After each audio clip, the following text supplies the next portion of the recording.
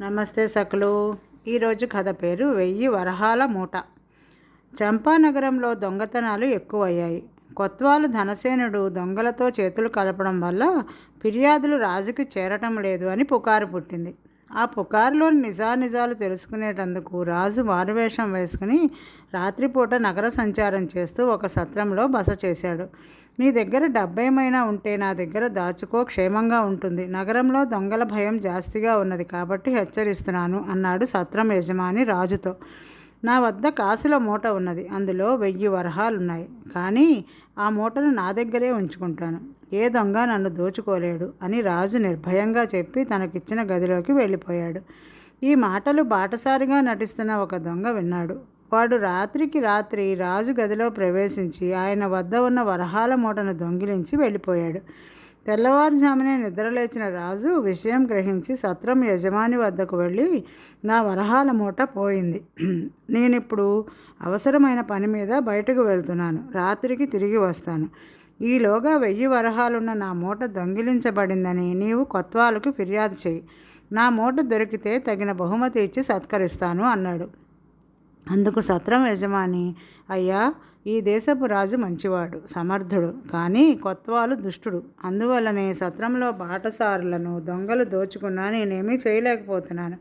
నిన్ను నేను ముందుగా హెచ్చరించిన కారణము అదే. బాటసారుల ధనాన్ని దాచేందుకు నా వద్ద భద్రతా దళం ఉన్నది. ఏ దొంగ ఆ దళం జోలికి రాడు.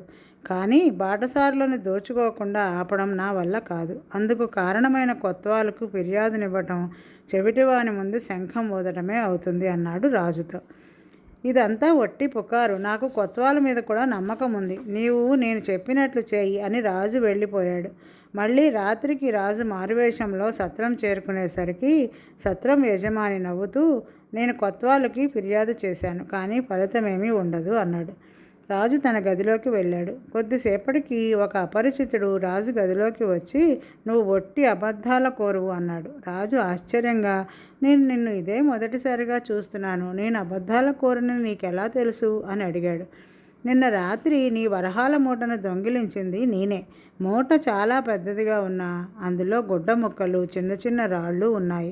వరహాలు మాత్రం 100 ఉన్నాయి. కానీ నువ్వేమో 1000 వరహాలు పోయినట్లు కొత్వాలకు ఫిర్యాదు చేయించావు అన్నాడు దొంగ ఈసడిస్తున్నట్లు. రాజు వాడికేసి తీవ్రంగా చూస్తూ, దొంగతనం చేయటమే కాక ఆ సంగతి నిర్భయంగా చెబుతున్నావు. నువ్వు గుండెలు తీసిన బంటులా ఉన్నావే అన్నాడు. అదంతా వేరే సంగతి. నువ్వు ఇప్పటికిప్పుడు కొత్వాలు ఇంటికి వచ్చి నీ మూటలో ఉన్నవి 100 వరహాలేనని నిజం చెప్పాలి అన్నాడు దొంగ. చెప్పకపోతే అన్నాడు రాజు. దొంగ తన దుస్తుల్లో నుంచి చిన్న కత్తి తీసి బెదిరిస్తూ, చెప్పకపోతే నీ ఒంటి నిండా గాయాలు చేస్తాను అన్నాడు. రాజు ఒడుపుగా వాడి చేయి పట్టుకుని చిన్న దెబ్బతో వాడి చేతిలోని కత్తి కింద పడేలా చేశాడు. తర్వాత వాడి 2 చేతులు విరిచికట్టి, నిన్నిప్పుడే కొత్వాలకు అప్పగిస్తాను అన్నాడు. సరే, నన్ను కొత్వాలకు అప్పగించు, కానీ ఆయనకు నీ మూటలో ఉన్నవి 1000 వరహాలు కాదని 100 వరహాలేనని చెప్పు. లేకుంటే ఆయన నన్ను బతకనివ్వడు అన్నాడు దొంగ ఏడుస్తూ. దొంగగా పట్టుపట్టినందుకు కూడా భయపడక, మూటలో ఎంత డబ్బు పోయిందో చెప్పి తీరాలని ఇంతగా గోల పెడుతున్నావు. నీ తీరు నాకు చాలా చిత్రంగా ఉంది అన్నాడు రాజు. దొంగ ఒకసారి పెద్దగా మూలిగి, నేను దొంగనే అయినప్పటికీ నిజాయితీ పరునని కొత్వాలు నమ్మాలి. నేను దొంగిలించిన మూటలో 100 వరహాలే ఉన్నాయని ఆయన నన్ను కొరడా దెబ్బలు కొట్టించాడు. కావాలంటే నా వీపు చూడు అన్నాడు దొంగ. రాజు వెనక్కి వెళ్ళి చూస్తే వాడి వీపు మీద దెబ్బల గుర్తులు ఉన్నాయి. కొత్వాలు తన బాధ్యతను చక్కగా నిర్వహిస్తున్నాడు. దొంగతనం చేసినందుకు నీకు శిక్ష పడి తీరవలసిందే అన్నాడు రాజు. అయ్యా, నీకు పోయినవి 100 వరహాలే కదా. నీకు నేను 200 వరహాలు ఇస్తాను. కొత్వాలకు నిజం చెప్పు. నా నిజాయితీని ఆయన నమ్మకుంటే నాకు బతుకే భారం అయిపోతుంది అన్నాడు దొంగ. ఇది మరింత ఆశ్చర్యంగా తోచి రాజు దొంగను నిలదీస్తే, వాడు దొంగతనం చేయగానే కొత్వాలు వద్దకు వెళ్ళి మూటలో 100 వరహాలున్నాయని చెప్పి సగం వాటా ఆయనకు 50 వరహాలు ఇచ్చి వచ్చినట్లు చెప్పాడు.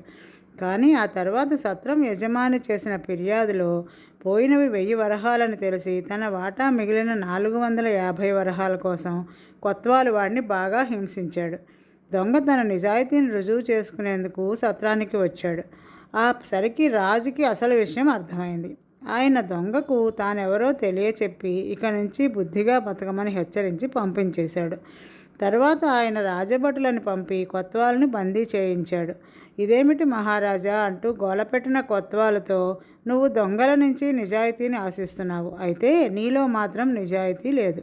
కొంతకాలం పాటు కారాగారంలో దొంగల మధ్య గడుపుతూ వాళ్ళ నుంచి నిజాయితీ నేర్చుకో అన్నాడు రాజు.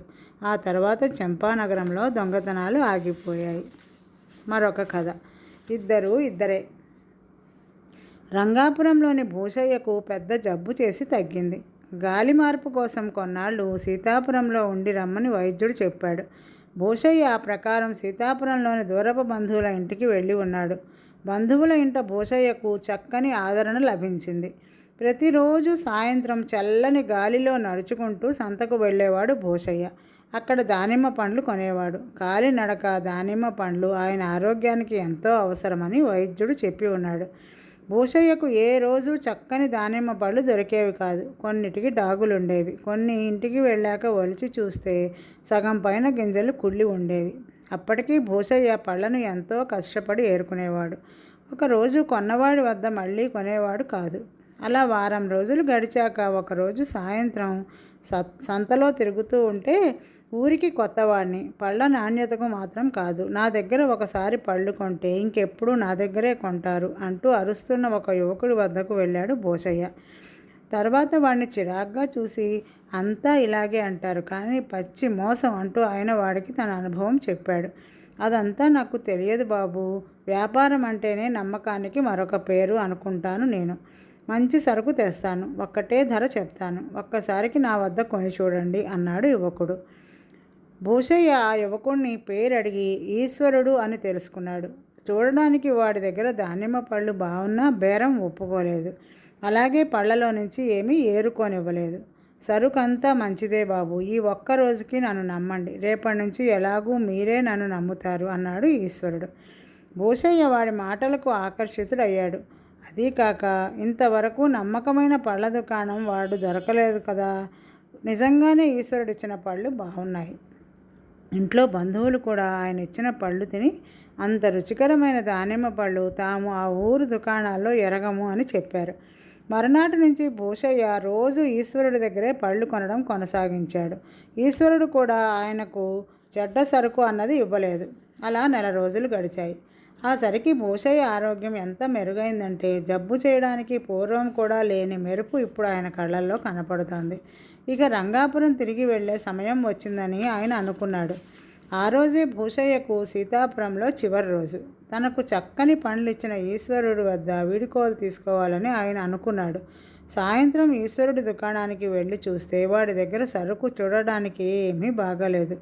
అలా కనపడుతుంది కానీ బంగారం లాంటి సరుకు బాబు, తటపటాయించకండి, తమరిని మోసం చేస్తే రేపు మళ్ళీ నా దగ్గరకు రారు కదా అని ఈశ్వరుడు పళ్ళు తూకం వేస్తుంటే ఆ పళ్లకు ఎప్పటి ధర ఇవ్వడానికి మనస్కరించని భూషయ్య అనుకోకుండా దారిలో ఒక ఎరుగున్న ఆయన అప్పడిగితే ఇచ్చేశాను, జేబులో అట్టే డబ్బులు లేవు, అన్ని పళ్ళు తూకం వేయకు అన్నాడు. తమ దగ్గర డబ్బులు ఏమైపోతాయి బాబు, ఎంత ఉంటే అంతే ఇవ్వండి, మిగతాది రేపు చూసుకుందాం అన్నాడు ఈశ్వరుడు. అదైనా సరుకు బాగుంటేనే అన్నాడు భూషయ్య. సరుకు ఎందుకు బాగుండదు అన్నట్లు నవ్వేశాడు ఈశ్వరుడు. తాను ఊరు విడిచిపోతున్నట్లు ఈశ్వరుడికి చెప్పాలని భూషయ్యకు నాలుక చివరి దాకా వచ్చింది. కానీ ఆ రోజు వాడిచ్చిన పళ్ళ మీద ఆయనకు చాలా అనుమానంగా ఉంది. అందుకని సరుకు బాగుంటేనే బంధువులింట్లో మిగతా డబ్బు ఇచ్చి వెళ్ళాలని, లేకుంటే ఆ డబ్బు ఎగవేయాలని అనుకున్నాడు ఆయన. ఈ ఆలోచనతో ఈశ్వరుడు అడిగిన దాంట్లో సగం డబ్బే ఇచ్చి పళ్ళు తీసుకుని ఇల్లు చేరాడు భూషయ్య. ఆ రాత్రి ఒలిచి చూస్తే ఏ పండు బాగోలేదు. ఈ పళ్లకు గాను ఇప్పటికి ఈశ్వరుడికి ఇచ్చిందే ఎక్కువ, వాడికి ఇంకా మిగతా డబ్బు ఇవ్వక్కర్లేదు అనుకున్నాడు భూషయ్య. ఈశ్వరుడు తన గురించి ఏమనుకుంటాడో అన్నదానికంటే వాడు అబద్ధం చెప్పి తనను మోసం చేశాడు అనే భూషయ్య ఎక్కువ బాధపడ్డాడు. మర్నాడు ఉదయమే రంగాపురం వెళ్లే గుర్రబండి ఎక్కాడు. భూషయ్య అందులో ఆయనతో పాటు మరి ముగ్గురు ఉన్నారు.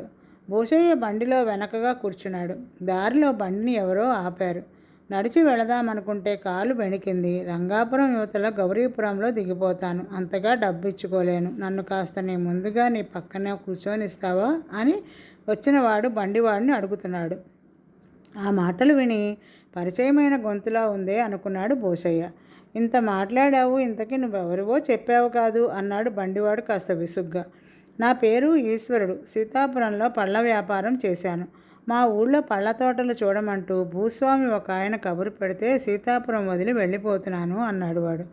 భూషయ్య తల తిప్పి వాడిని చూశాడు. అప్పుడే ముందు నుంచి బండెక్కుతున్న ఈశ్వరుడు తల తిప్పి భూషయ్యను చూశాడు.